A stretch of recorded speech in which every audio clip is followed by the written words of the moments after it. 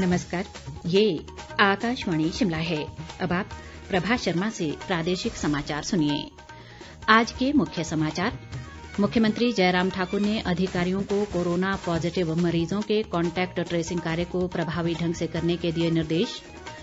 केंद्रीय वित्त राज्य मंत्री अनुराग ठाकुर ने देश की प्रगति व उन्नति में आयकर दाताओं के योगदान को बताया महत्वपूर्ण। शिक्षा मंत्री सुरेश भारद्वाज ने कहा, विश्व बैंक की मदद से शिक्षा क्षेत्र में स्थापित होंगे नए आयाम। और प्रदेश में कोरोना मामलों में वृद्धि जारी, सक्रिय मामलों की संख्या 700 के पार। अब समाचार विस्तार से। मुख्यमंत्री जयराम ठाकुर ने अधिकारियों को कोरोना पॉजिटिव मरीजों के कॉन्टैक्ट ट्रेसिंग का कार्य प्रभावी ढंग से करने के निर्देश दिए हैं। शिमला में आज वीडियो कॉन्फ्रेंस के माध्यम से उन्होंने मुख्य सचिव अनिल खाची और अतिरिक्त मुख्य सचिव स्वास्थ्य आरडी धीमान से कोविड-19 की रोकथाम को लेकर चर्चा की। उन्होंने कहा कि लोगों को घबराने की जरूरत नहीं है, क्योंकि कोरोना से निपटने के लिए प्रदेश में प्रभावी कार्य किया जा रहा है। इस बीच मुख्यमंत्री ने सोलन और सिरमौर जिलों में कोरोना के बढ़ते मामलों को देखते हुए दोनों जिला उपायुक्तों से वीडियो कॉन्फ्रेंस के माध्यम से चर्चा की और जरूरी दिशा निर्देश दिए। उन्होंने कहा कि प्रदेश में अन्य राज्यों से आने वाले लोगों का प्रोटोकॉल पुनः निर्धारित किया गया है। बाहरी राज्यों से प्रदेश में आ रहे श्रमिकों को संस्थागत क्वारंटीन किया जा रहा है और इस व्यवस्था को और सुदृढ़ बनाया गया है। केंद्रीय वित्त व कॉरपोरेट मामले राज्य मंत्री अनुराग ठाकुर ने देश की प्रगति और उन्नति में आयकर दाताओं के योगदान को महत्वपूर्ण बताया है। उन्होंने कहा कि भारत को सशक्त, समृद्ध और आत्मनिर्भर बनाने की दिशा में आयकर दाताओं की एक बड़ी हिस्सेदारी है। अनुराग ठाकुर ने कहा कि समय से कर का भुगतान करना सभी का नैतिक कर्तव्य है, जिसकी मदद से सरकार सड़क, रेल, फ्लाईओवर सहित इंफ्रास्ट्रक्चर सुधार जैसी गतिविधियों को आगे बढ़ाती है। उन्होंने कहा कि आयकर दाताओं और इस सेवा से जुड़े कर्मचारियों का आभार जताने के लिए ही हर वर्ष 24 जुलाई को आयकर दिवस मनाया जाता है। अनुराग ठाकुर ने कहा कि आम लोगों के हितों की रक्षा करने के लिए केंद्र सरकार हर जरूरी कदम उठा रही है। प्रदेश में जल जीवन मिशन के तहत पेयजल योजनाओं को सुदृढ़ और बेहतर बनाने पर 750 करोड़ रुपए खर्च किए जा रहे हैं। इसके तहत हर घर को नल से शुद्ध जल की सुविधा की व्यवस्था सुनिश्चित बनाई जा रही है। जल शक्ति मंत्री महेंद्र सिंह ठाकुर ने मंडी जिले के धर्मपुर में एक बैठक में ये जानकारी दी। उन्होंने अधिकारियों को सरकार की घोषणाओं पर प्राथमिकता के आधार पर कार्य करने के निर्देश दिए, ताकि लोग उनसे लाभान्वित हो सकें। इस बीच जल जीवन मिशन को तय समय में पूरा करने के लिए जल शक्ति विभाग ने आज शिमला में एक निजी कंपनी के साथ समझौता ज्ञापन पर हस्ताक्षर किए। विभाग के प्रमुख अभियंता नवीन पुरी ने बताया कि मिशन को जुलाई 2022 तक पूरा करने का लक्ष्य है। उन्होंने कहा कि जल जीवन मिशन के तहत सभी जिलों को चरणबद्ध तरीके से कवर किया जाएगा। कृषि मंत्री रामलाल मारकंडा ने लाहौल घाटी के स्टिंगरी में आज पौधरोपण किया। उन्होंने गाहर घाटी के विभिन्न गांवों का भी दौरा किया और जनसमस्याएं सुनकर अधिकतर का मौके पर ही निपटारा किया।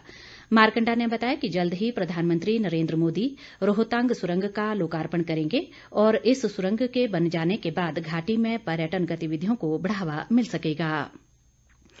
प्रदेश में 27 जुलाई से परिवहन लाइसेंस से लेकर गाड़ियों की पासिंग ऑनलाइन होने जा रही है। परिवहन मंत्री गोविंद ठाकुर ने आज शिमला में बताया कि शुरुआत में ये सुविधा फिलहाल शिमला और कांगड़ा जिलों में शुरू की जाएगी। उन्होंने कहा कि ऑनलाइन ई परिवहन सेवा शुरू करने वाला हिमाचल देश का पहला राज्य बन जाएगा। बस किराए में वृद्धि पर उन्होंने कहा कि ये वृद्धि निजी बस ऑपरेटरों के दबाव में नहीं, बल्कि परिवहन निगम की वित्तीय हालात सुधारने के लिए की गई है। ग्रामीण विकास मंत्री वीरेंद्र कंवर ने कहा है कि ऊना जिले में पर्यटन को बढ़ावा देने के लिए धार्मिक व हेरिटेज सर्किट विकसित करने का प्रयास किया जा रहा है।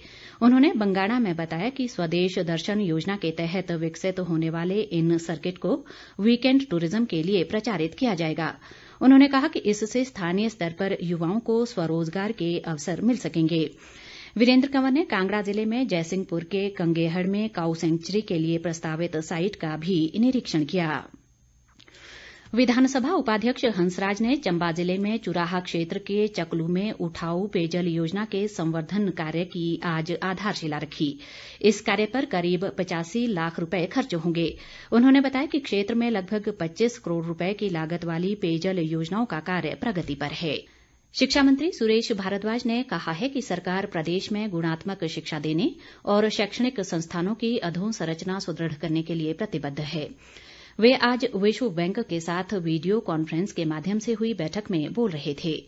उन्होंने कहा कि विश्व बैंक ने प्रदेश के विकास में महत्वपूर्ण योगदान दिया है और भविष्य में भी विश्व बैंक की मदद से शिक्षा क्षेत्र में नए आयाम स्थापित किए जाएंगे। भारद्वाज ने कहा कि सरकार के प्रयासों से प्रदेश आज देश में शिक्षा हब के रूप में उभर रहा है। प्रदेश में कोरोना संक्रमितों की संख्या बढ़कर 1887 हो गई है। आज मंडी और सिरमौर जिलों के 22 मामलों के साथ प्रदेश भर में 52 नए मामलों की पुष्टि हुई है। राज्य में अब 717 एक्टिव मामले हैं, जबकि 1142 लोग उपचार के बाद ठीक हुए हैं। सोलन जिले से अब तक सर्वाधिक 434 मामले सामने आए हैं। स्वास्थ्य विभाग के मुताबिक आज 2734 लोगों के सैंपल जांच के लिए भेजे गए, जिनमें से 280 की रिपोर्ट नेगेटिव आई है, जबकि 2454 की रिपोर्ट का इंतजार है। कोरोना संक्रमण से कांगड़ा जिले में आज 52 वर्षीय एक व्यक्ति की मौत के साथ ही राज्य में मरने वालों की संख्या बढ़कर 11 हो गई है।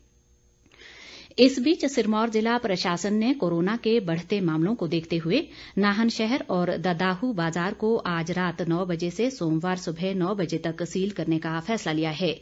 बीते 8 दिनों में नाहन में कोरोना संक्रमण के करीब 120 मामले सामने आ चुके हैं। उपायुक्त आरके परूथी ने लोगों से इस दौरान प्रशासन का सहयोग करने और एहतियात बरतने की अपील की है। प्रदेश कांग्रेस अध्यक्ष कुलदीप सिंह राठौर ने कहा है कि राज्य सरकार कोरोना से निपटने में पूरी तरह विफल रही है। उन्होंने कहा कि संक्रमण के मामले तेजी से बढ़ रहे हैं, जो चिंता का विषय है। उन्होंने सरकार से कोविड-19 के परीक्षण में तेजी लाने की मांग की है। इधर कांग्रेस विधायक विक्रमादित्य सिंह ने बस किराए में की गई वृद्धि को दुर्भाग्यपूर्ण करार दिया है। उन्होंने सरकार से जनहित में इस फैसले को तुरंत वापस लेने का आग्रह किया है। वहीं सोलन में पत्रकार वार्ता में पार्टी के वरिष्ठ नेता व पूर्व मंत्री कौल सिंह ठाकुर ने कहा कि सरकार के कुछ गलत फैसलों से प्रदेश में कोरोना तेजी से पैर पसार रहा है। प्रधानमंत्री नरेंद्र मोदी रविवार 26 जुलाई को सुबह 11 बजे आकाशवाणी से मन की बात कार्यक्रम में देश विदेश के लोगों से अपने विचार साझा करेंगे। इस कार्यक्रम की ये 67वीं कड़ी होगी।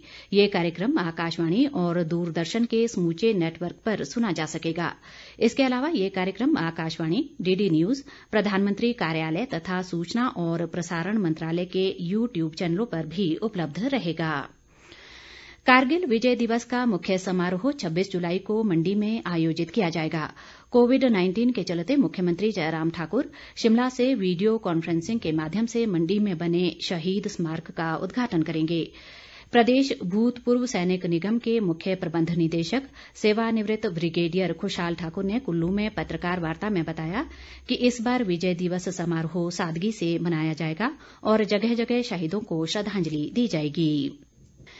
किन्नौर जिले में सांगला के खरोगला नाले में पिछले दिनों बाढ़ से बागवानों को हुए नुकसान का उपायुक्त गोपाल चंद ने जायजा लिया। उन्होंने स्थानीय तहसीलदार को प्रभावितों को मुआवजा राशि प्रदान करने के निर्देश दिए। अंत में मुख्य समाचार एक बार फिर। मुख्यमंत्री जयराम ठाकुर ने अधिकारियों को कोरोना पॉजिटिव मरीजों के कॉन्टैक्ट ट्रेसिंग कार्य को प्रभावी ढंग से करने के दिए निर्देश। केंद्रीय वित्त राज्य मंत्री अनुराग ठाकुर ने देश की प्रगति व उन्नति में आयकर दाताओं के योगदान को बताया महत्वपूर्ण। शिक्षा मंत्री सुरेश भारद्वाज ने कहा, विश्व बैंक की मदद से शिक्षा क्षेत्र में स्थापित होंगे नए आयाम। और प्रदेश में कोरोना मामलों में वृद्धि जारी, सक्रिय मामलों की संख्या 700 के पार। इसके साथ ही ये समाचार बुलेटिन समाप्त हुआ। नमस्कार।